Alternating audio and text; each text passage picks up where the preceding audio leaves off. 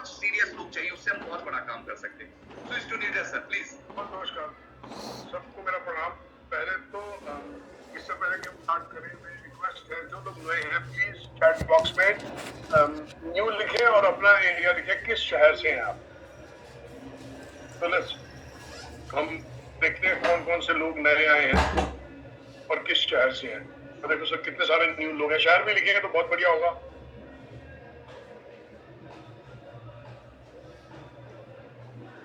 अरे वाह, प्रेम प्रकाश जी बहुत बहुत वेलकम, देवेंद्र कुमार जी बहुत बहुत वेलकम। कौन है जी? अरे वाह सर, आज तो इंटरनेशनल गेस्ट भी हैं, दोहा कतर से। अच्छा, संत नगर बुराड़ी से नमस्ते जी। नोएडा से शशि शर्मा जी नमस्ते। ममता खन्ना जी को भी बहुत बहुत नमस्ते। और सबको, और इनमें से कौन से लोग हैं जो बहुत सारे लोग होंगे, चलो न्यू तो लिख दिया है, बहुत सारे लोग हैं जो मेरे को ही पहली बार मिल रहे होंगे। तो पहले तो मेरा प्रणाम और बहुत बहुत नमस्कार सिलीगुड़ी से। अरे वाह, चलिए आज का सेशन स्टार्ट करते हैं। तो आज का सेशन जो है ना, टॉपिक बताओ आज किस किस को टॉपिक पता है, तो चैट बॉक्स में टॉपिक दे दो जल्दी से। आज का टॉपिक क्या था? अरे वाह Priya ji, first time welcome. आज का टॉपिक हार्ट हेल्थ। और पता है, अगर हम हार्ट हेल्थ में केवल हार्ट की बात करेंगे ना तो वो अनफेयर होगा। Unfair recording in progress. Unfair इसलिए होगा क्योंकि हार्ट की हेल्थ एक्चुअली में तो हार्ट पे डिपेंड ही नहीं करती। क्या सर, कैसा लगा मेरी ये बात? हार्ट की हेल्थ तो हार्ट पे डिपेंड ही नहीं करती। 100% सर, 100%। और एक बात बताऊं, हार्ट का आज का जो सेशन है वो हार्ट से रिलेटेड प्रॉब्लम्स के ट्रीटमेंट के बारे में नहीं है। क्योंकि ट्रीटमेंट, अगर किसी भी प्रकार का ट्रीटमेंट है हार्ट से लेकर, उसके लिए आपको अपने डॉक्टर से मिलना पड़ेगा। आज का सेशन जो है ना, हार्ट हेल्थ और स्वास्थ्य के बारे में, कि किस प्रकार से आप क्या करें कि आपका हार्ट स्वस्थ रहे। और एक बात बताता हूं,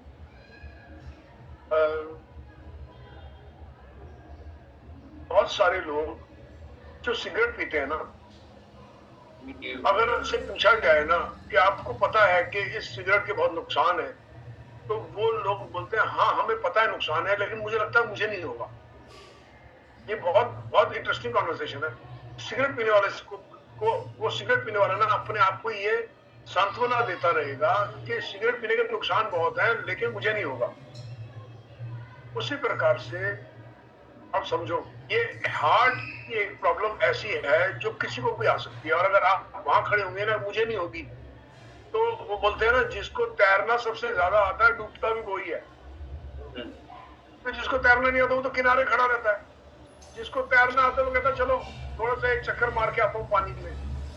तो इसलिए ना, और आसपास अगर देखोगे तो सबसे ज्यादा प्रॉब्लम जो है ना, हार्ट प्रॉब्लम से रिलेटेड जो है सारी प्रॉब्लम हर घर में आई हुई है। जैसे डायबिटीज जो है हार्ट प्रॉब्लम में कन्वर्ट हो जाती है, ब्लड प्रेशर हार्ट प्रॉब्लम में कन्वर्ट हो जाता है। तो बहुत कम लोगों से मिलता हूँ जिनको सडनली डे 1 पे हार्ट प्रॉब्लम होती है।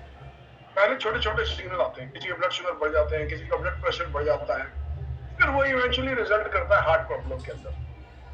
और जैसे कि मैंने बताया, हार्ट प्रॉब्लम ना हार्ट के ऊपर डिपेंडेंट नहीं है, एक्चुअली में हार्ट प्रॉब्लम डिपेंडेंट है ब्लड के ऊपर। अगर ब्लड फ्री फ्लोइंग है, अगर ब्लड कल कल करते हुए बहता हुआ ब्लड है, जैसे झरने में से पानी कल कल करके बहता है, ऐसे अगर आपकी नसों नाड़ियों में खून जो है कल कल करके बहेगा तो हार्ट प्रॉब्लम होने के चांसेस बहुत कम है। लेकिन प्रॉब्लम यह है कि बहुत सारे लोगों के लिए ये जो फ्री फ्लोइंग है, हेल्दी एंड फ्री फ्लोइंग, ये हार्ट प्रॉब्लम आने से सालों पहले हेल्दी और फ्री फ्लोइंग खत्म होना शुरू हो जाता है। और कौन बताएगा हम हेल्दी और फ्री फ्लोइंग को कैसे चेक कर सकते हैं? हम एक ब्लड टेस्ट करवाते हैं जिससे हमें ये पता चल जाता है ब्लड हेल्दी फ्री फ्लोइंग है कि नहीं है। कौन सा टेस्ट है? इसका मतलब अगर हमने सालों पहले वो टेस्ट करवा लिया तो हम अपनी प्रॉब्लम को सालों पहले पकड़ सकते हैं, और हम सालों पहले कॉन्फिडेंट हो सकते हैं कि अगर हमें हमारे ये मार्कर्स हैं ब्लड के, तो हमारे हार्ट प्रॉब्लम होने के चांसेस कम हो जाते हैं। तो वो कौन से मार्कर्स हैं जो हार्ट के प्रॉब्लम को दर्शाते हैं? जी चैट में उसमें लिखिए।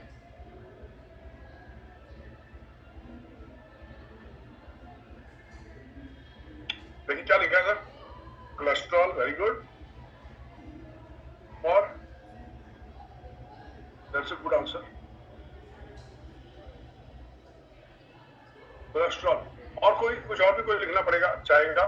अच्छा, किसी ने लिखा है इंसुलिन, वेरी गुड, वो थोड़ा एडवांस मार्कर है, अच्छी बात है, इंसुलिन भी है।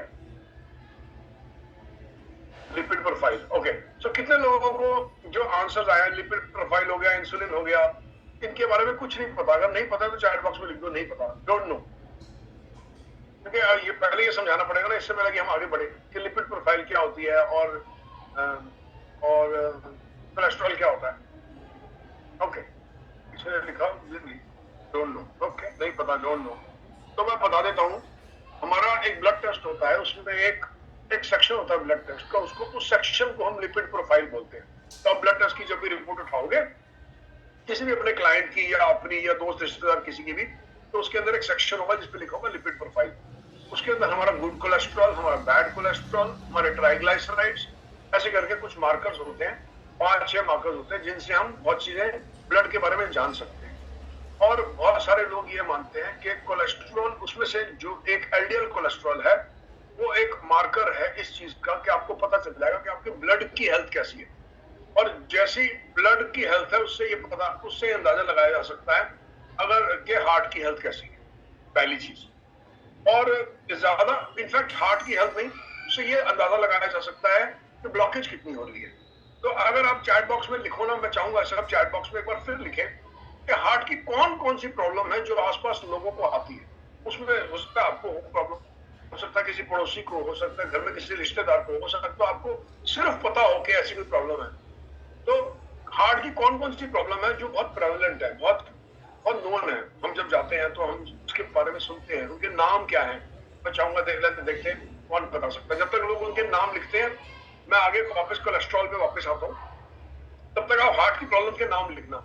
तो कोलेस्ट्रॉल जो है, एलडीएल एक ऐसा कोलेस्ट्रॉल है जिसको बैड कोलेस्ट्रॉल माना जाता है, और एचडीएल एक ऐसा कोलेस्ट्रॉल है जिसको गुड कोलेस्ट्रॉल माना जाता है। इसको ऐसे समझिए कि जब भी हार्ट के आसपास, हार्ट का ये रहा, हार्ट के आसपास हार्ट की जो नसें हैं उसके अंदर जो डैमेज होता है जब भी, तो कोलेस्ट्रॉल उस डैमेज को ठीक करने के लिए पहुंचता है, लिवर कोलेस्ट्रॉल भेजता है। ये कोलेस्ट्रॉल जो है बैंडेड का काम करता है। जैसे हमारी को चोट लगती है, उसमें बैंडेड लगा देते हैं, उसी प्रकार से जब नसों के अंदर चोट लगती है तो उसके ऊपर कोलेस्ट्रॉल नाम की एक बैंडेज को भेजा जाता है कि जाइए, यहाँ पे चोट लग गई है, इसको रिपेयर कर दीजिए, ये नस लीक हो गई, ब्लड की जो आर्टरी है ये लीक ना हो जाए, इसमें आगे कोई घाव ना बने, या कोई घाव बन गया है तो उसके ऊपर बैंडेड का काम करे, तो कोलेस्ट्रॉल को भेजा जाता है। तो जो कोलेस्ट्रॉल लीवर से जाता है और वहां हार्ट की नसों में जाके चिपकता है रिपेयर करने के लिए, हार्ट की नसों को रिपेयर करने के लिए,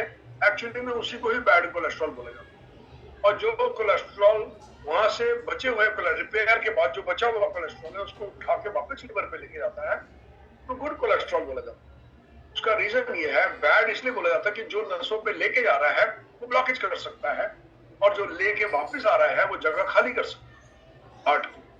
तो जो कोलेस्ट्रॉल हार्ट की नसों को खाली करता है उसको गुड कोलेस्ट्रॉल बोलते हैं, और जो कोलेस्ट्रॉल हार्ट की नसों को भरता है उसको बैड कोलेस्ट्रॉल।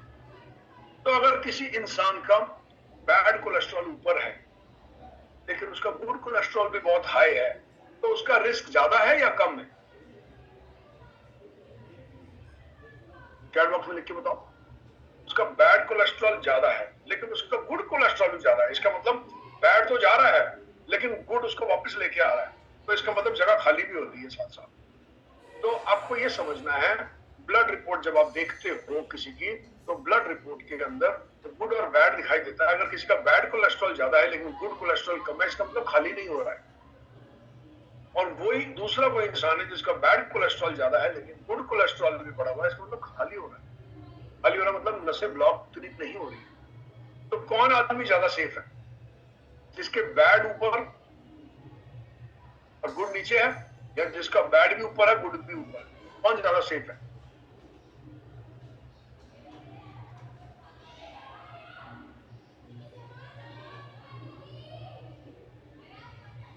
इजाजत कोई जवाब नहीं दे रहा, आप ही जवाब दे दो। जिसका गुड ऊपर है, तो इसका मतलब यह है कि अगर आप अपना जवाब दें, दे दिया किसी ने दिया, जिसका गुड ऊपर है, इसका मतलब यह है कि अगर आप अपने गुड कोलेस्ट्रॉल को ऊपर रखते हैं तो खतरा कम हो जाता है हार्ट प्रॉब्लम होने का।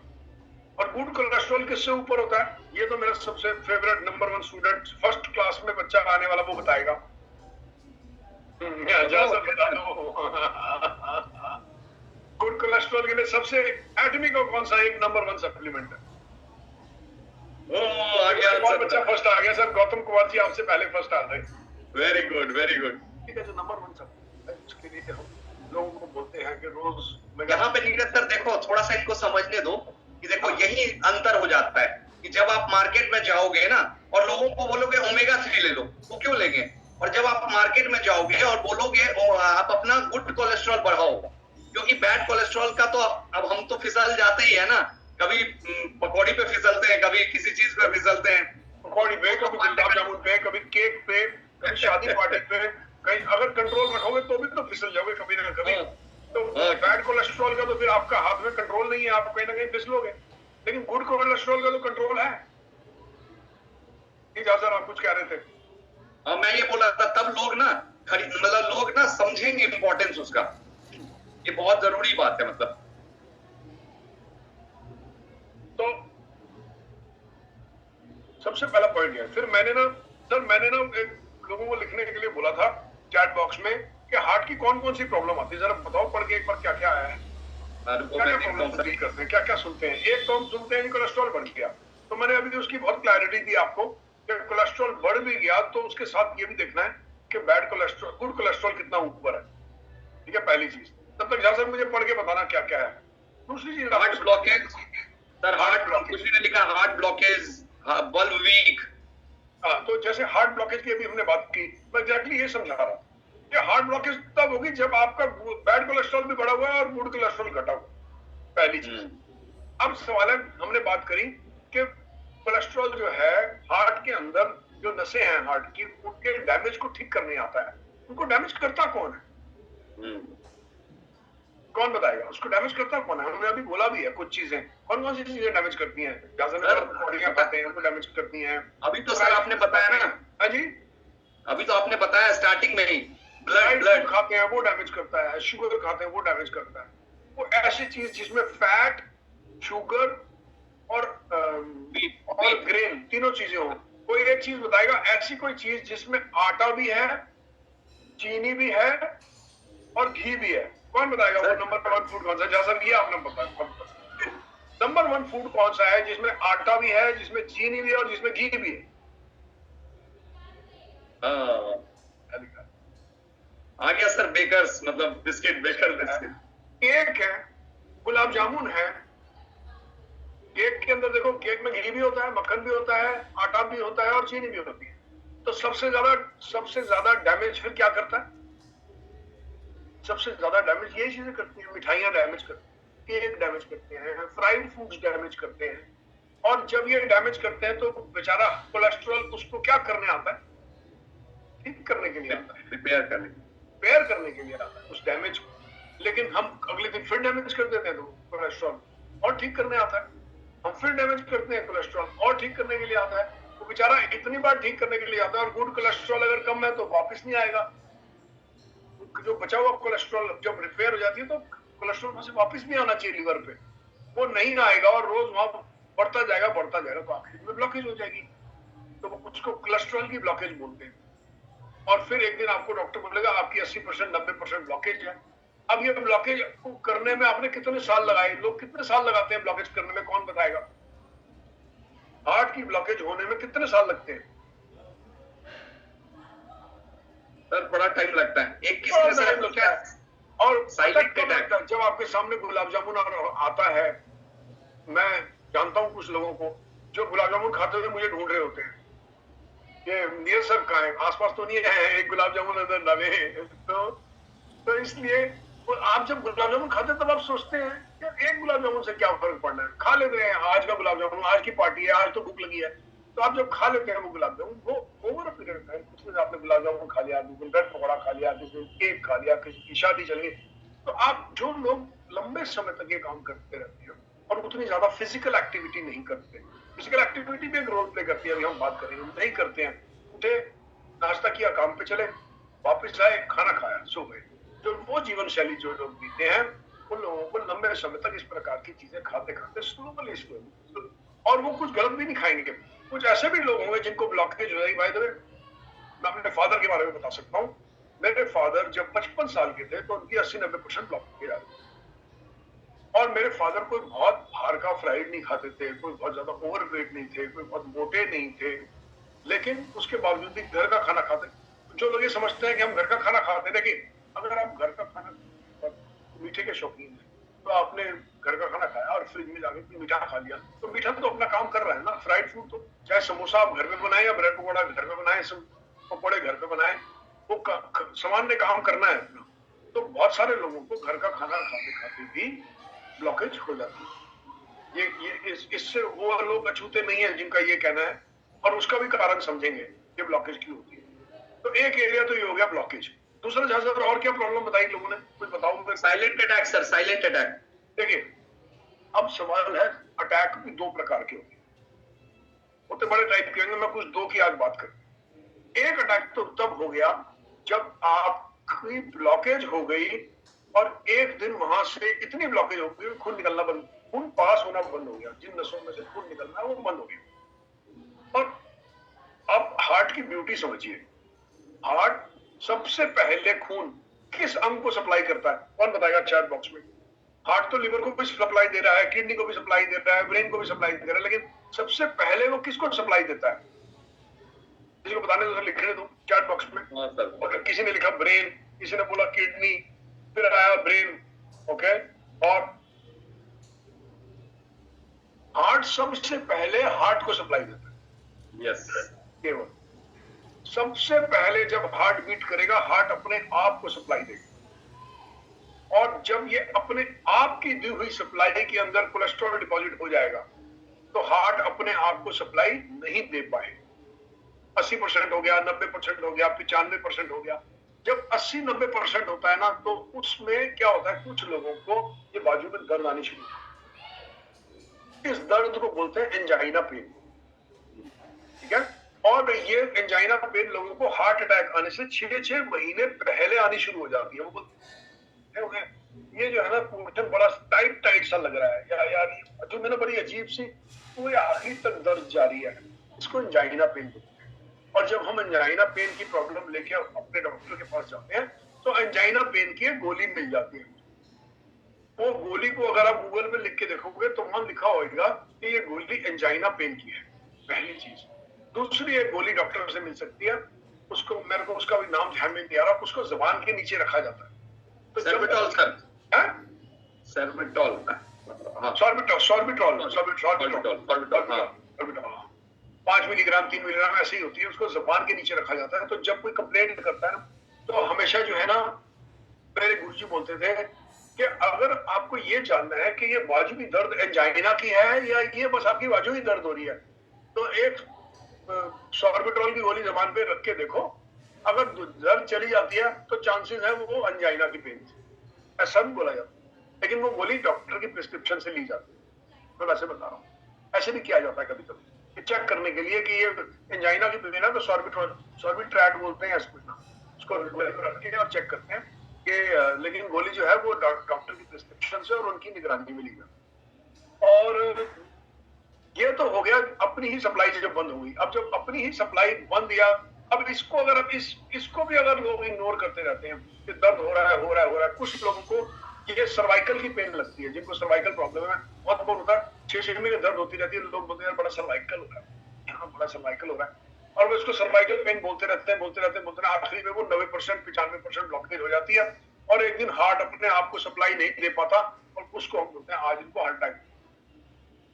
तो एक तरीका तो हार्ट अटैक का ये हो गया, और दूसरा तरीका हार्ट फेलियर का जो है, ये देखो ये हुआ हार्ट अटैक, और हार्ट फेलियर एक तरीके से इसको ये बोल सकते हैं क्या, एक तरीके का हार्ट फेलियर होता है जब आपको बहुत सारी न्यूट्रिशनल डेफिशिएंसीज होती है, जिनको न्यूट्रिशनल डेफिशिएंसीज को उतना ज्यादा एलोपैथी में इंपॉर्टेंस नहीं दी जाती। सपोज करो आपके खाने में पोटेशियम की डेफिशिएंसी है, आपके खाने में मैग्नीशियम की डेफिशिएंसी है, आपके खाने में कैल्शियम की डेफिशिएंसी है, और आपके आपके फूड में विटामिन डी की डेफिशिएंसी है, आपको B12 की डेफिशिएंसी है, आपको ओमेगा 3 की डेफिशिएंसी है, आपको प्रोटीन की डेफिशिएंसी है, बहुत सारी डेफिशिएंसीज हो सकती हैं शरीर के अंदर, और ये डेफिशिएंसीज को आप पूरा नहीं कर, और आपका घर का खाना ये डेफिशिएंसीज को बहुत जल्दी पूरा नहीं कर सकता जब तक आप एक फिक्स टाइप की डाइट लो। अगर आपकी डाइट ऐसे है कि सुबह आपने पोहा खाया और निकल लिए, दलिया खाया और निकल लिए, दोपहर को आपने रोटी दाल सब्जी खाई, रात को आपने चावल रोटी दाल खा ली, इस प्रकार का खाना है, ये न्यूट्रिशनल डेफिशिएंसीज को पूरा नहीं करता है। और जब लंबे समय तक न्यूट्रिशनल डेफिशिएंसीज रहती हैं तो इसका एक थ्रेशोल्ड होता है जिसको बोलते हैं 72%। 72% का एक थ्रेशोल्ड माना जाता है।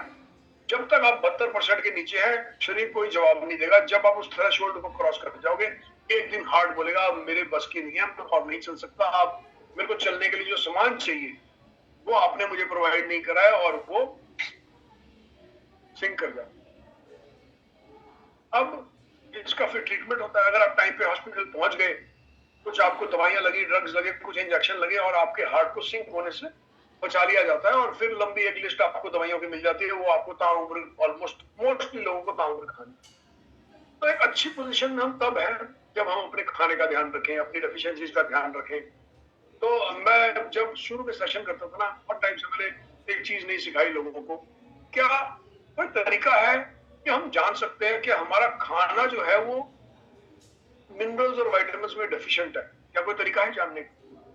कैसे जानेगा सर? कोई ऑर्डिनरी आदमी कैसे जानेगा कि मैं जो खाना खाता हूँ, मेरा घर का जो खाना है, उसमें उतनी पौष्टिकता नहीं है जितने मेरे शरीर को चाहिए? कोई तरीका है जानने, और कोई ब्लड टेस्ट नहीं करवाना। सर आपने एक बता रखा है मुझे, बताओ। इसीलिए मैं इन लोगों को बोलता हूँ आपका सेशन अटेंड करने के लिए। जब आपका, मैं बताऊं सर, पहले लिख देंगे लोग क्या बोलते हैं, क्या जवाब आ रहा है, किसी को पता है कोई तरीका? क्या बताना क्या लिखा है? तो मेरे ग्लासेस है, जिसने लिखा है कोई तरीका है जानने का? ये मैं कान रख के सोने से, एक सर कोई पुराना स्टूडेंट लग रहा है सर ये। सर ये इन्होंने आपका सेशन अटेंड कर रखा है, पुराना स्टूडेंट है। जब आप रात को सोएं और आप अपना कान तकिए पे रखें, अगर आपको अपनी दिल की धड़कन अपने कान में सुनाई दे तब तब तब इसका मतलब आपका खाना उतना पौष्टिक नहीं है जितना आपके शरीर। तब समझ लें गुलाब जामुन ज्यादा खाएं। हाँ जी, तब समझ लें गुलाब जामुन ज्यादा खाएं, या आपने गुलाब जामुन ज्यादा खा लिए। तो हम नोटिस करोगे जो लोग, कभी बहुत बार ऐसा होता है, जो लोग ज्यादा कॉफी पिएंगे ना, उनको कान में धक धक सुनाई देगी, कॉफी ज्यादा पीने से। और इनफैक्ट एक तरीका और भी है, दूसरा तरीका कौन बताएगा? एक तो मैंने बता दिया, धक धक कान में, ऐसे बिस्तर पे जब आखिरी जब आपको नींद आई, आप लेटे कान रखो, तो नोटिस करो कान में धक धक धक सुनाई दे रही है। और वो धक धक क्यों सुनाई देगी, वो उसका रीजन समझो। जब तक दूसरा रीजन सोच के लिखो, मैं बताता हूँ क्यों सुनाई देगी। जब भी पौष्टिकता कम होगी, हार्ट को जोर से मारना पड़ेगा, क्योंकि वो पौष्टिक, बॉडी बोल रही है मेरे पास सामान नहीं पहुंच रहा, मसल्स बोल रही है, ब्रेन पहुंच रही है मेरे पास सामान नहीं पहुंच रहा, तो हार्ट अपना थ्रो बढ़ा देगा। थ्रो क्यों बढ़ाएगा? ताकि सर्कुलेशन जल्दी हो, ज्यादा से ज्यादा न्यूट्रिएंट घूम के आ सके। तो वो जो बॉडी के वो हिस्से जिनको सामान नहीं मिल रहा, उनके ऊपर से खून ज्यादा पास करे, खून ज्यादा पास करे, उसके लिए थ्रो बढ़ जाता है हार्ट का। और जब हार्ट का थ्रो बढ़ेगा तो कान में सुनाई देगा। ये सबसे टॉप तरीका है जानने का कि खाना पौष्टिक नहीं है। तो आप सोचते हो आपने सुबह उठ के 2 पराठे खाए और आप काम पे चल दिए, तो 2 पराठे कान में सुनाई देते हैं। केवल अगर आप पराठे पे जीवन, पराठे खा रहे हो, केक खा रहे हो, बिस्किट खा रहे हो, मोमोज खा रहे हो, स्विगी जोमेटो पे रोज ऑर्डर हो रहा है, तो वो कान में सुनाई देना शुरू कर दे, पहली चीज। दूसरा सर किसी ने बताया? नहीं सर अभी तक तो नहीं आया।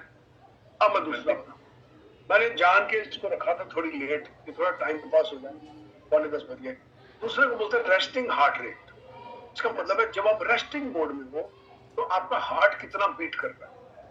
तो ना सारे लोग अपना रेस्टिंग हार्ट रेट अभी कैलकुलेट कैसे करना है, मोबाइल में जाना है, वहां स्टॉप वॉच चलानी है, स्टॉप वॉच या घड़ी के अंदर अगर सेकंड की सुई है उसकी तरफ देखना है, और वो एक पॉइंट पे जैसे 12 पे आ गई, जब सेकंड की सुई 12 पे आई, यहाँ पे ऐसे पकड़ो, और जब ऐसे पकड़ोगे ना तो अपनी हार्ट बीट सुनाई देगी। शांति से बिल्कुल आंख बंद करके अपनी हार्ट बीट को सुनो। ये एक साइड से जरा ज्यादा दबाएंगे ना तो जैसे 4 उंगलियां रख दी इधर हार्ट बीट सुनाई दे। और इसको गिनो कि 15 सेकंड में कितनी बार बीट करना। मेरा एवरेज 15 सेकंड में 60 बार बीट करना। तो और नीचे चैट बॉक्स में लिखो कि आपका 15 सेकंड में नहीं, मेरा 1 मिनट में 60 बार करता है, तो 15 सेकंड में 15 बार हो गया। तो आपने 15 सेकंड में निकालनी है आप रेस्टिंग हार्ट रेट कितना है। घड़ी की तरफ देखो या मोबाइल में क्लॉक लगाओ और अपना रेस्टिंग हार्ट रेट कैलकुलेट करो। जितना 15 सेकंड में आएगा 4 से मल्टीप्लाई कर देना, वो 1 मिनट का हो गया। और नीचे लिखो किसका है रेस्टिंग हार्ट रेट कितना है। मेरा 60 रहता है, कभी कभी 58 भी होता है।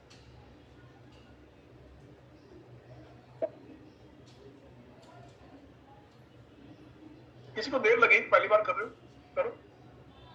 रेस्टिंग हार्ट रेट बताओ क्या है।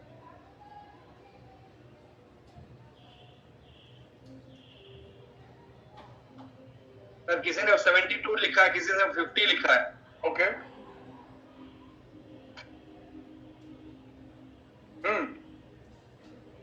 बहुत बढ़िया। ऑन एन एवरेज जनरली वो लोग जो बहुत ज्यादा एक्सरसाइज भी नहीं करते, बहुत फिजिकली फिट भी नहीं है, फिजिकली फिट रहते भी नहीं, ज्यादा भागदौड़ भी नहीं करते, तो भी अगर आपका हार्ट बीट 50 और 60 के बीच में वो हेल्दीएस्ट है। जबकि आप बुक पढ़ोगे तो उसमें लिखा होता है एवरेज हार्ट रेट 72 है। 50 और 60 के बीच में हेल्दीएस्ट है। 50 के जितना आप नीचे चले जाओ, जो लोग बहुत योग करते हैं, एक्सरसाइज करते हैं, फिट रहते हैं, जो एथलीट्स हैं, जो भागने का काम करते हैं या जो सुबह जॉगिंग करते हैं, उनके हार्ट रेट 40 भी पाए जाते हैं, 35 भी पाए जाते हैं, 45 भी पाए जाते हैं। तो लोअर हार्ट रेट एक अच्छी सेहत की निशानी है। जितना हार्ट रेट आपका कम है, इसका मतलब जब आप सो रहे हो और आप नींद में हो, आपका दिल बहुत कम मेहनत करता है। रेस्टिंग हार्ट रेट का मतलब है आप नींद में भी जब होगे बहुत कम मेहनत चल रही है हार्ट की। अगर आप रात इस वक्त रेस्टिंग हार्ट रेट में हो, आप कोई बहुत फिजिकल एक्टिविटी नहीं कर रहे और अगर आपका हार्ट रेट 72 है, इसका मतलब है आप न्यूट्रिशनली कमजोर, न्यूट्रिशनली फुलफिल्ड नहीं, इसलिए आपके हार्ट को 72 चलना पड़ रहा है। अगर न्यूट्रिशनली फुलफिल्ड हो गए, हार्ट रेट कम हो जाएगा। तो क्लाइंट को भी ना बड़ा आसान तरीका होता है। क्लाइंट को सपोज ओमेगा 3 भी आपने सपोज किसी को बोला आप ओमेगा 3 खाइए, हार्ट रेस्टिंग हार्ट रेट देखो। फिर उसके बाद जो है जब वो उसने एक डब्बी ओमेगा की खत्म कर दी, उसको अब चेक कर अपना रेस्टिंग हार्ट रेट, उसका रेस्टिंग हार्ट रेट कम हो जाएगा। उसको स्पिरुलिना देंगे, स्पिरुलिना से रेस्टिंग हार्ट रेट कम होता है। मोरिंगा से रेस्टिंग, जितने भी हमारे ये प्लांट बेस्ड चीजें हैं, इनको खाने से रेस्टिंग हार्ट रेट कम होता है। रेस्टिंग हार्ट रेट कम, इसका मतलब यह है सेहत सुधर रही है। अब कोई क्लाइंट से मिले, उन्होंने बहुत मोटा है, सपोज करो 70 किलो का है, और आपने उसका रेस्टिंग हार्ट रेट 1-1.5 महीने में 70 से 80 हार्ट रेट है, उसको 70 पे लिया, इसका मतलब आपने उसकी सेहत में सुधार कर दिया है। तो रेस्टिंग हार्ट रेट आपके काम के बाद गिरने का मतलब यह है आपने उसकी आपकी मेहनत रंग लाई है। और रेस्टिंग हार्ट रेट ज्यादा होने का, ऐसे भी लोग होंगे जिनका 85 होगा, मेरे को 90 वाले भी मिलते हैं, 95, 100 वाले भी मिलते हैं, कभी कभी 110 वाले भी मिलते हैं। जिनका रेस्टिंग हार्ट रेट बहुत ऊपर होता है ना, 110 रहता है, वो बहुत घबराएगा।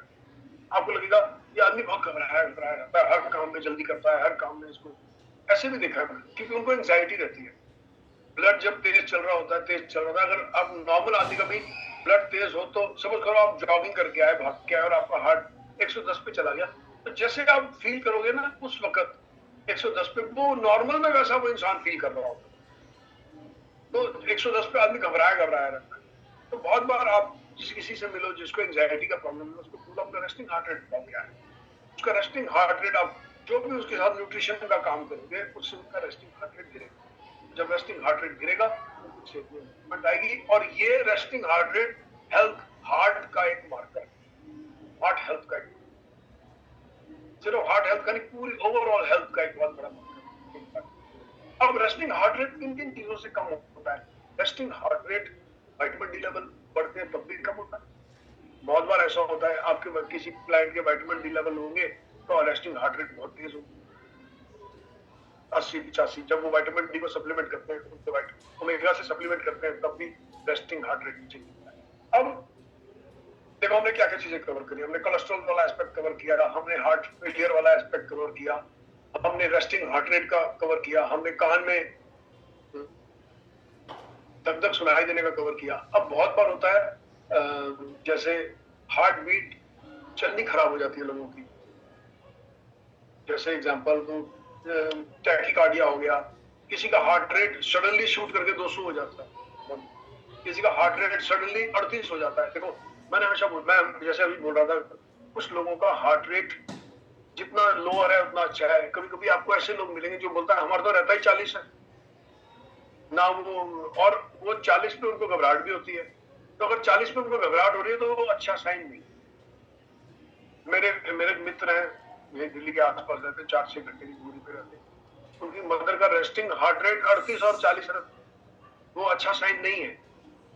आपको देख के पता चल जाएगा ना, ये आदमी का हार्ट रेट 45 है और ये बहुत स्वस्थ है, तो पता चल जाएगा ये स्वस्थ है इसलिए आपका 45 है। अगर वो स्वस्थ नहीं है और उसका 45 है तो इसका मतलब गड़बड़ है। तो हमेशा 45 आपको अच्छा नहीं दिखने वाला।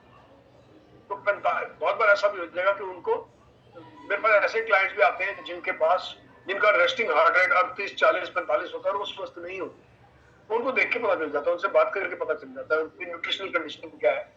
जैसे उन्होंने बोला हम ये भी दवाई खाते हैं, ये भी दवाई खाते हैं, डायबिटीज भी है, हमारे को एंजाइना पेन भी होता है। अब ऐसे आदमी का अगर 45 होगा तो मैं उसको स्वस्थ नहीं मानता। हाँ, लेकिन अगर किसी ने आगे बोला मैं तो योग भी करता हूँ, मैं एक्सरसाइज भी करता हूँ, या मैं जिम भी करता हूँ और मेरा रेस्टिंग हार्ट रेट 42 है, तो मेरे को समझ में आ जाएगा इसकी हेल्थ अच्छी है। ठीक है, तो हमेशा लो का मतलब गुड नहीं होगा, आपको आइडेंटिफाई करना होगा ये लो गुड वाला है या ये लो बैड वाला है। तो वो लो भी एक प्रॉब्लम है, उसको ब्रैडिकार्डिया बोलते हैं। ठीक है ना, और ऐसे लोगों को बहुत बार न्यूट्रिशनल डेफिशिएंसीज भी होती है। और हार्ट की ना, ब्लड की न्यूट्रिशनल डेफिशिएंसीज हम बहुत अच्छी स्पिरुलिना मोरिंगा से पूरी कर सकते हैं, स्पिरुलिना से भी पूरी कर सकते हैं, मोरिंगा से भी पूरी कर सकते हैं, और शिलाजीत से भी पूरी कर सकते हैं, क्योंकि ये न्यूट्रिशनली बहुत ही डेंस फूड्स है। अब आपको लोग मिलेंगे जो बोलेंगे कि हमने तो अपनी न्यूट्रिशनल डेफिशिएंसी अपने खाने से पूरी कर दी, ये भी एक इशू आएगा। हमें तो नेचुरल चीजें चाहिए, तो हम तो ना मोरिंगा का कैप्सूल खाएंगे, हमें तो विटामिन डी भी हमें धूप में बैठ के लगाना है।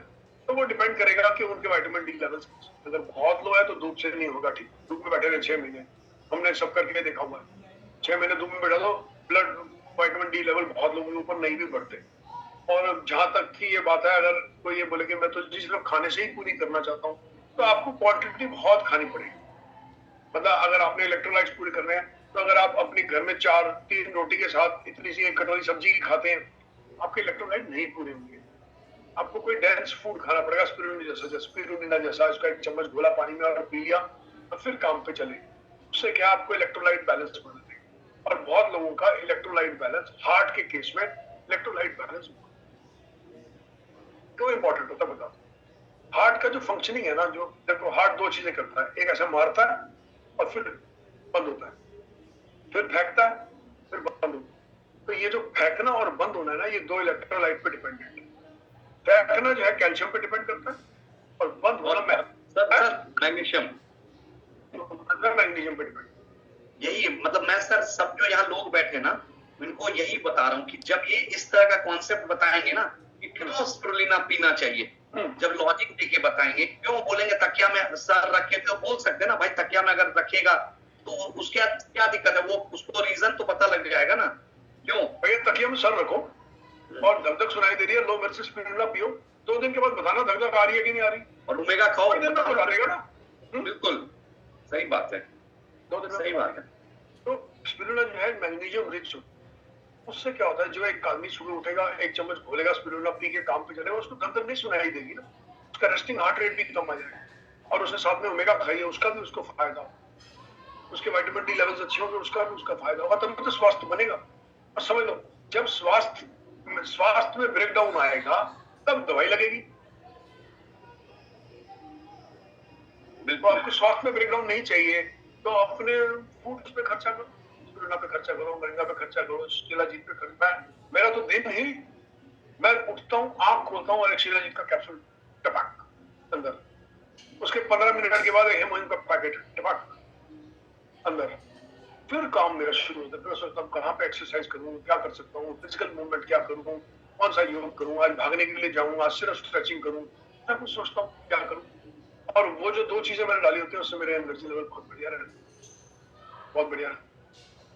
ठीक है, तो ये एस्पेक्ट भी हमने कवर किया।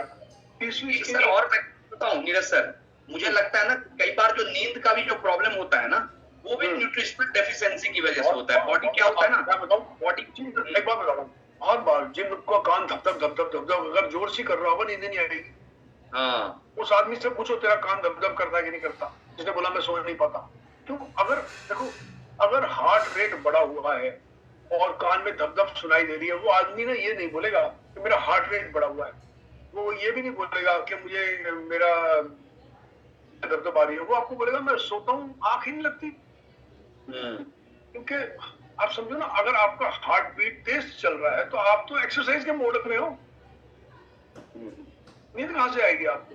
तो जो आदमी स्पिरुलिना खाएगा, मोरिंगा खाएगा, उसके इलेक्ट्रोलाइट्स बैलेंस होंगे, कैल्शियम मैग्नीशियम में एक बैलेंस बनेगा।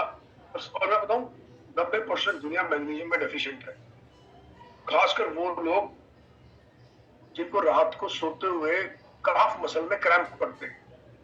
अगर आप सोते हो और सोते सोते आपकी नस पे नस चढ़ जाती है तो आप मैग्नीशियम में डेफिशिएंट हो, आपको स्पिरुलिना रोज पीने से बहुत फायदा मिलेगा। और आप समझो, एक बात बताऊं सर, काफ मसल को क्या बोलते हैं? कुल्ले की मसल। ये होता है पैर का, एग्जैक्ट पैर का जो नीचे पीछे का हिस्सा होता है उसको काफ मसल।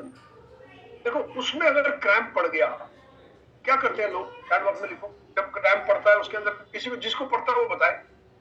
जब उसमें काफ मसल में रात को नींद सोते सोते सडनली क्रैम्प बन जाता पड़ता तो क्या करते हो? क्या लिखा? कुछ लोग पूछ रहे हैं सर, नीरज सर, कुछ लोग पूछ रहे हैं आप क्या पी रहे हो? मैं मैंगो शेक पी रहा हूँ। आए हाय, वो सब ये निकल चीनी का कैलो है पीना, चीनी नहीं डालना है, नमक नहीं खाना है, आपने लास्ट सेशन में बताया था। यही सारा गेम है, नमक खाऊंगा तो वजन बढ़ जाएगा। यस। मंजीत कौर जी लिख रहे हैं मुझे होता है पैर। अब सोचो सर, क्या सिर्फ पैर में होता है? और किसी को ये क्रैम्प हार्ट में पड़ जाए तो? हाँ बस उसके बाद तो सर हैप्पी बर्थडे हो जाएगा। हो जाएगा। मैग्नीशियम की कमी से अगर क्रैम्प पैर में पड़ रहा है तो पैर आपने मोड़ लिया, पैर को मसल दिया, लेडी को हो रहा है, अपनी पत्नी को बोल दिया मेरे पैर जल्दी से मसल दो, बहुत जोर से हो गया है। लेकिन अगर हार्ट में पड़ जाए तो मैग्नीशियम की कमी से हार्ट को छूता थोड़ी ना मैग्नीशियम की कमी से। तो इसलिए रोज स्पिरुलिना पीने से बहुत फायदा हो सकता है। ठीक है, तो हमने ये भी देखा कि मैग्नीशियम कैल्शियम का बैलेंस चाहिए होता है, विटामिन डी लेवल ऊपर चाहिए होते हैं। और अब एक बढ़िया चीज है, एक एस्पेक्ट हमने कवर नहीं किया, और वो है ब्लड प्रेशर। अब ब्लड प्रेशर से क्या हार्ट का कोई रिश्ता है? अरे सर भर के रिश्ता।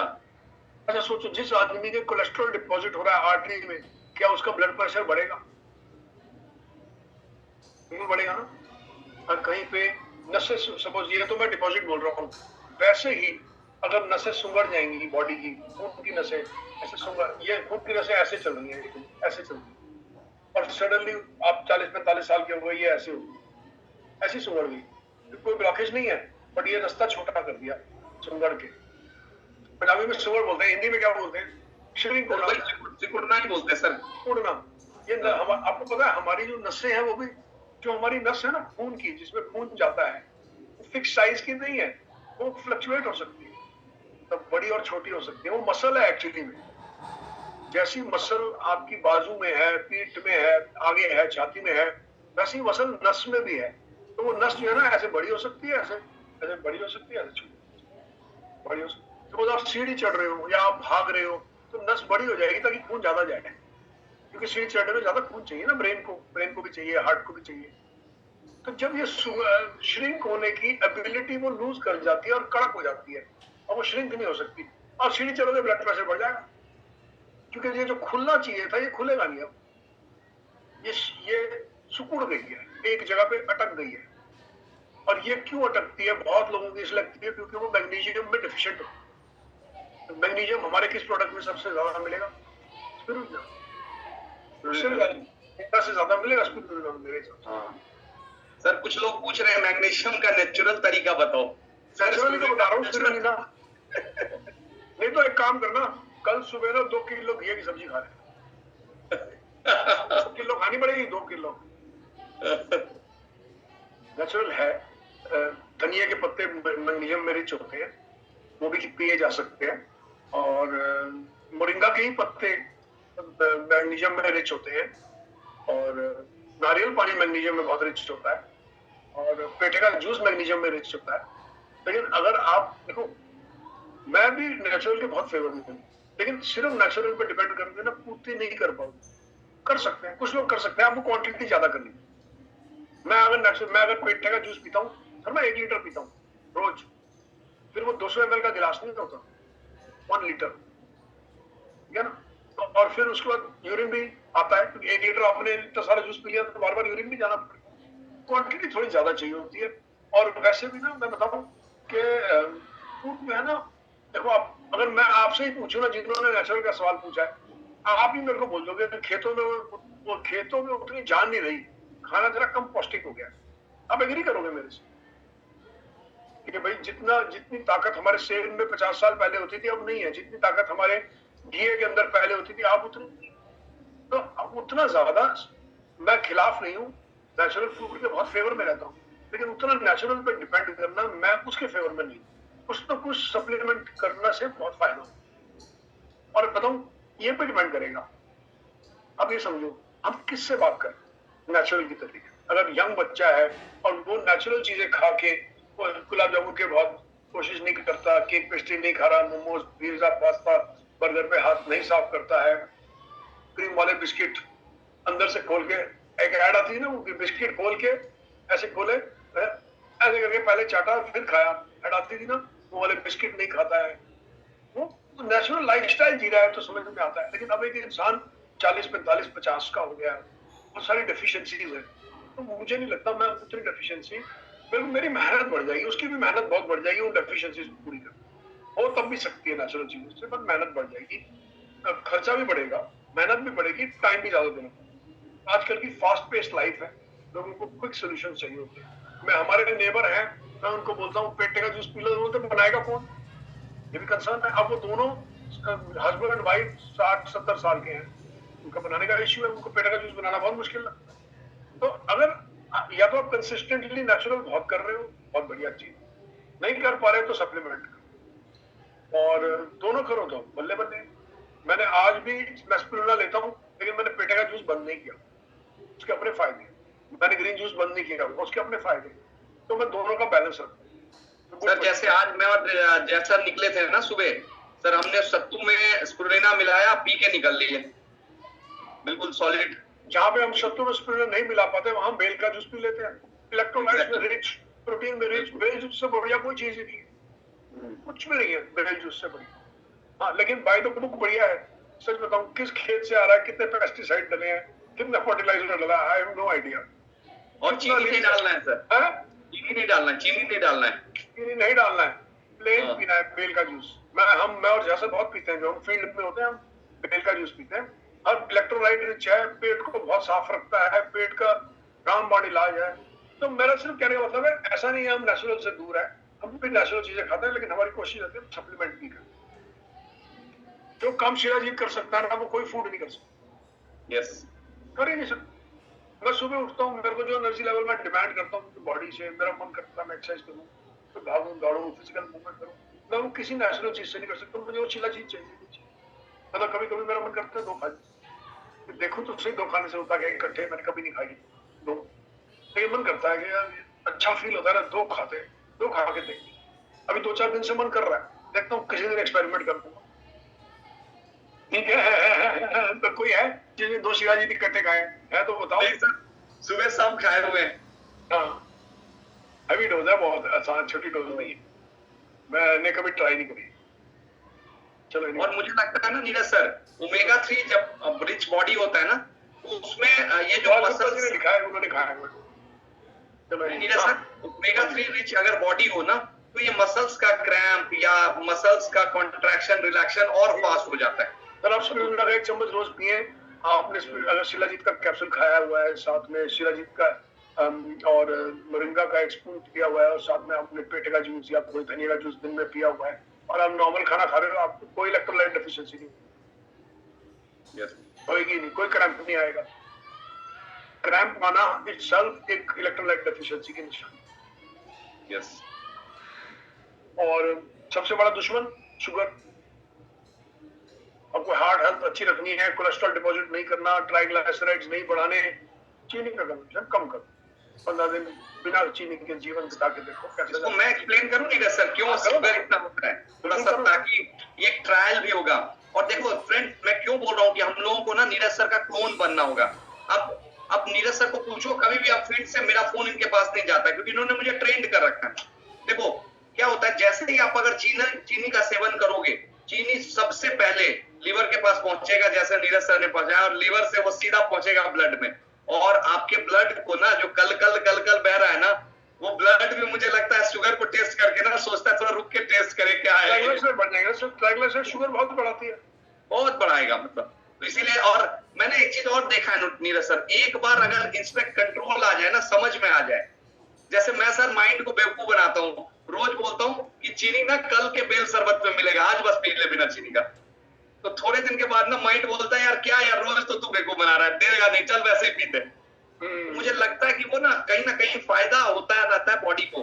तो हमें ना चीनी से दूर रहना चाहिए मतलब। और इसमें ना कई बार ऐसा होगा, जब आप फील्ड में जाएंगे, क्लाइंट अगर चाय सर्व करे तो मैंने देखा नीरज सर सीधा छोड़ देते हैं।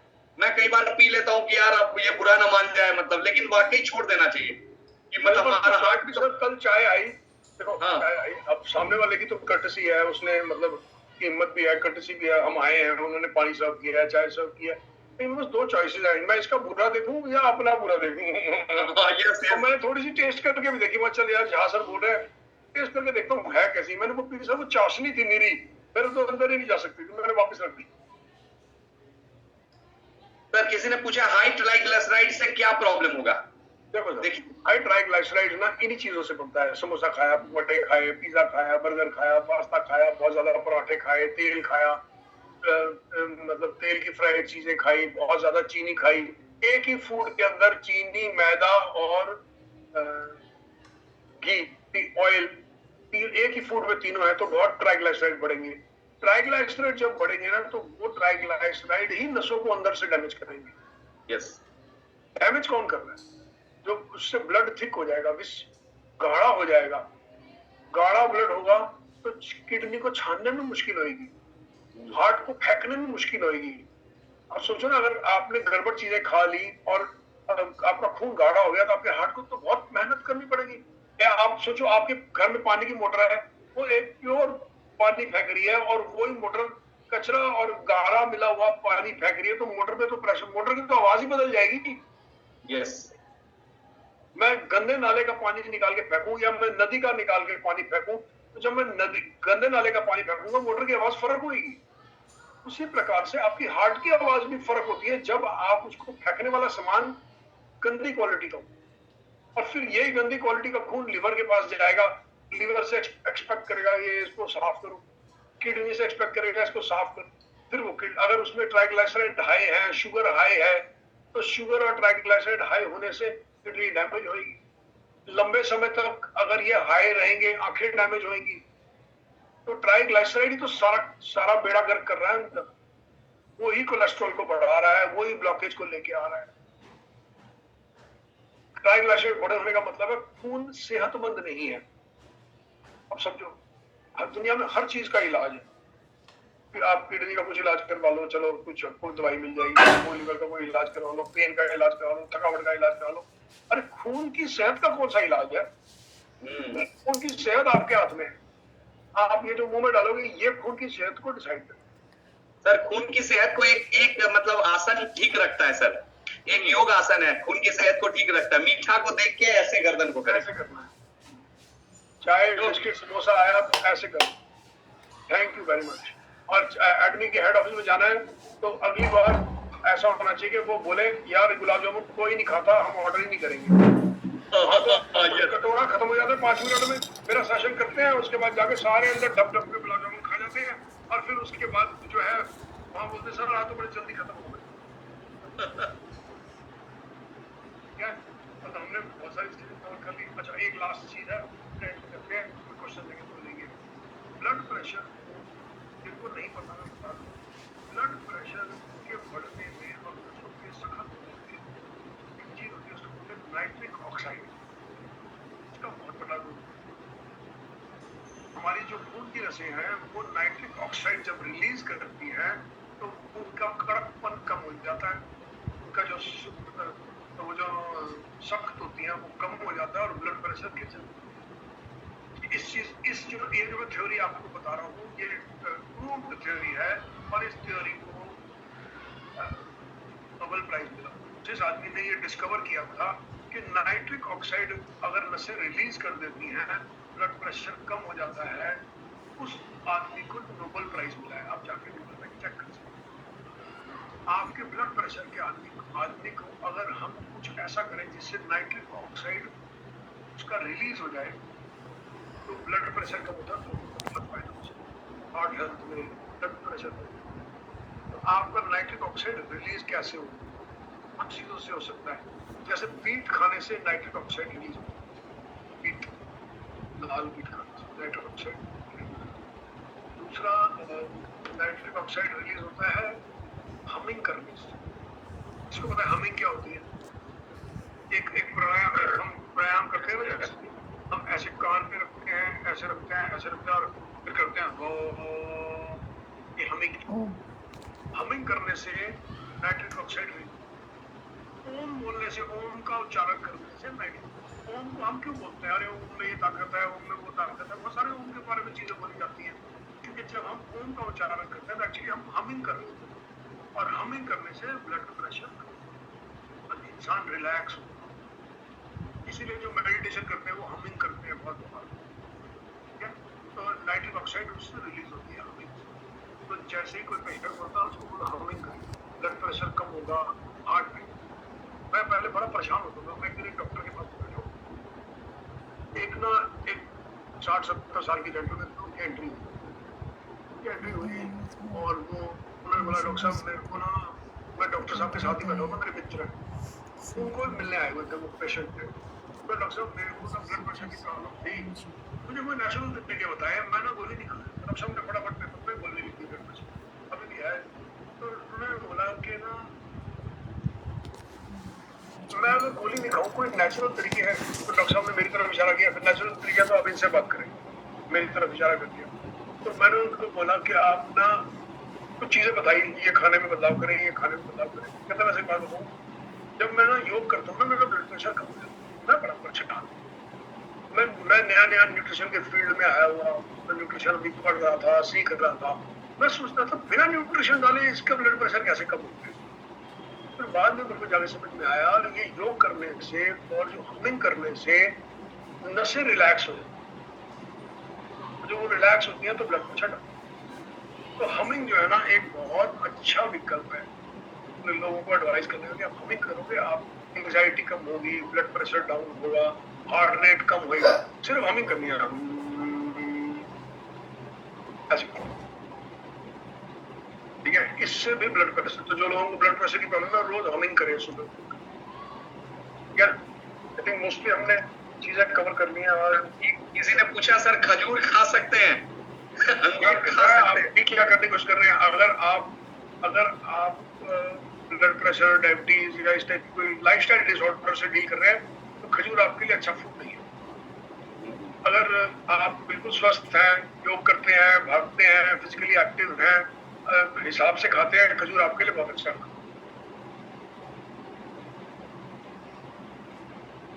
अगर आप रिवर्स करने की कोशिश कर रहे हैं, आपने वजन गिराना है, आपने डायबिटीज को रिवर्स करना है, आपने थायराइड इश्यूज को रिवर्स करना है, खजूर आपके लिए अच्छा खाना नहीं है, खांड आपके लिए अच्छा खाना नहीं है, गुड़ आपके लिए अच्छा खाना नहीं है, नहीं खाना चाहिए आपको। और सर किसी ने क्वेश्चन पूछा, नीरज सर किसी ने क्वेश्चन पूछा है कि हम बल्ब पुट्टी कर सकते हैं, तो मेरा रिक्वेस्ट है नीरज सर कि रिपेयरिंग वाला पार्ट डॉक्टर के पास रहने दें। हम लोग हेल्दी लोगों के साथ रहें। ठीक करने का काम डॉक्टर को करने दें, हम में से कोई डॉक्टर नहीं है ना डॉक्टर। एक बात ये इसको बिल्कुल ऐसे पूछना है, अगर तो मेरे से आप पूछ रहे हो सर किसी की हड्डी टूट गई आप ठीक कर सकते हैं, हम वो वाला काम ही नहीं कर रहे, नहीं करते बिल्कुल।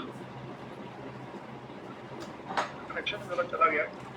Right right. सर आवाज आ रही है मेरी? आ गई। हाँ आवाज भी आ रही है सर, आप भी आ रहे हो, चमक रहे हो। तो इसलिए ना वैल्व पे हम कुछ कमेंट नहीं कर सकते, बहुत सारे फैक्टर्स देखने पड़ेंगे, हम ज्यादा मदद नहीं कर पाएंगे। उसके लिए आपको स्पेशली हार्ट स्पेशलिस्ट से ही मिले, ब्रीथिंग डॉक्टर से मिले जाके। क्यों? हाँ, हम स्वास्थ्य में क्या इंप्रूवमेंट कर सकते हैं, हम न्यूट्रिशनली कैसे साउंड कर सकते हैं, हम माइटोकॉन्ड्रिया फंक्शन कैसे इंप्रूव कर सकते हैं, हम ओवरऑल हेल्थ कैसे इंप्रूव कर सकते हैं, वो हमारे हाथ। उसमें हम हेल्थ, सर संजय उसमें जी जो ने भी लिखा है, फायदा होना होगा वैल्व रिलेटेड, जो होना होगा वो होना होगा तो हो जाएगा। सर संजय जी ने लिखा है थायराइड के लिए क्या सप्लीमेंट लेते हैं? थायराइड को अगला टॉपिक पकड़ेंगे सर, चलो अगला सेशन, नेक्स्ट सेशन थायराइड पे पकड़ेंगे, क्योंकि हमारे साथ ना ज्यादा महिलाएं जुड़ी हुई है और महिला थायराइड से ज्यादा ग्रसित रहती हैं। तो थायराइड के लिए ना, थायराइड कैसे हेल्प करे, थायराइड को कैसे मतलब प्रॉपर रखे, नेक्स्ट सेशन थायराइड पे रखेंगे। बहुत बढ़िया। और चैट बॉक्स पे कोई क्वेश्चन?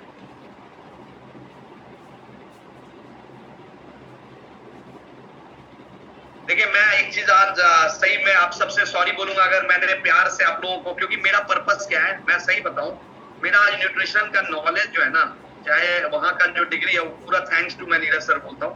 और मैं सोचता हूँ सर क्वालिटी जैसा मैं आरआर में मिला था सर, मतलब वो और आज में कितना अंतर आ गया। अगर नॉलेज नहीं होता ना, पता ही नहीं चलता है कि हम कहाँ गड़बड़ कर रहे हैं।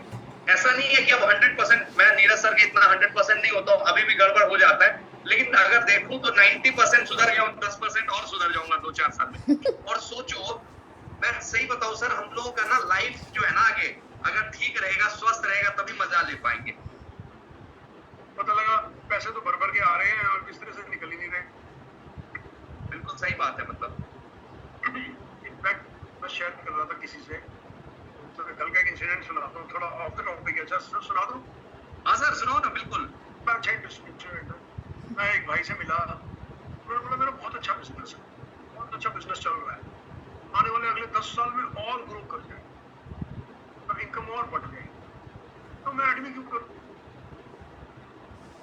क्योंकि मेरा तो बिजनेस अभी भी अच्छा चल रहा है, 10 साल के बाद इससे भी 5 गुना ज्यादा हो। मैंने उन्हें एक सवाल पूछा, मैंने कहा बिजनेस 10 गुना बढ़ जाएगा, क्या सेहत 5 गुना भी बढ़ेगी? या सेहत आज 50 की हो, 10 साल बाद 60 की हो गई? तो जैसे आज आप ऐसे बैठे हुए मेरा बिजनेस तो बहुत बढ़िया है, क्या 60 में भी ऐसे ही बैठे हुए मेरा बिजनेस बहुत बढ़िया है और मैं आज तो झंडे गाड़ दूंगा, या 60 में स्लो डाउन हो जाऊँ? मैंने कहा आज सोच रहे हो बिजनेस बहुत बढ़िया है, 60 में स्लो डाउन हो, और जब स्लो डाउन होगा तो बोलो बिजनेस तो बहुत बढ़िया, लेकिन यार पीठ बड़ी दर्द है, लेकिन टांगे यार मजे नहीं कर पाए, टांगे ये हो गया, यहाँ हो गया।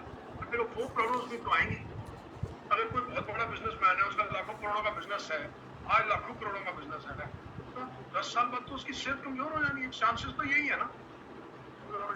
तो मैंने कहा कैसा रहेगा कि 60 साल में जब वो 60 साल के हो, तो उनका अब कहना था कि आपके बिजनेस मुझे समझ में आ रहा है, इसमें मेहनत की जाए तो बहुत पैसे बन जाएंगे, लेकिन मैं तो अपने बिजनेस में मेहनत कर लूँ, मेरे तो अब भी बन जाएंगे। मैंने उनको बोला दोनों में बस यही फर्क है कि हमारे बिजनेस में जब आपके 10 साल में पैसे बनेंगे तो आप घर बैठे बैठे खाओ, ये आप कर सकते हो, जबकि हम नहीं करेंगे, लेकिन आप कर सकते हो। आपके बिजनेस में अगर आपके पैसे बन गए तो भी आपको काम करना पड़ेगा, आप घर बैठ के नहीं कर सकते, आपकी जिम्मेवारी उतनी ही रहेगी, दुकान भी ऐसी खोलनी पड़ेगी, स्टाफ को भी मैनेज करना पड़ेगा, और सेहत उतनी अच्छी नहीं रहने वाली अनलेस आप बहुत ज्यादा ध्यान रखते हो अपनी सेहत का, कि भाई आप कोई नागा नहीं करते, कोई खाने में मिसबिहेव नहीं करते, खाना फालतू नहीं खाते, अब बेकार खाने को फीस्ट नहीं मानते। ये बहुत जरूरी है जानना, लोग जिस चीज को स्वादिष्ट मानते हैं वो खाना कबाड़ होता है। तो ये बात उनको मेरी बहुत अच्छी समझ में आई, तो मैं तो एटमी इसीलिए करता हूँ। सही बात। 10 साल के बाद मैं आराम से बैठा हूँ और इंपीरियल बना हूँ। बिल्कुल। और आप सेहत को ठीक करके और अपने आप को आगे बढ़ाएंगे। देखो अभी ना सर, हेमंता सर ने एक चीज पूछा कि नीचे का बल्ब लीक लूज हो गया तो उसके लिए क्या करें। देखो नीरज सर ने बताया, अब हम लोगों को ट्रेन होना है, जब भी हार्ट का कोई भी कहीं भी प्रॉब्लम आएगा ना, ब्लड को ठीक कीजिए, ब्लड को ठीक करेंगे तो हार्ट अपने आप ठीक हो जाएगा, बहुत कुछ ठीक हो जाएगा। हाँ, और बाकी ओमेगा 3 उनको खाना पड़ेगा, मतलब, और बाकी डॉक्टर को दिखाना पड़ेगा। तो मेरे ख्याल से सर, मतलब मैं रियली सही बताऊं, इन पूरे पब्लिक की तरफ से ना मैं आपको थैंक्स बोलता हूँ। और इन सब को ना एक चीज नहीं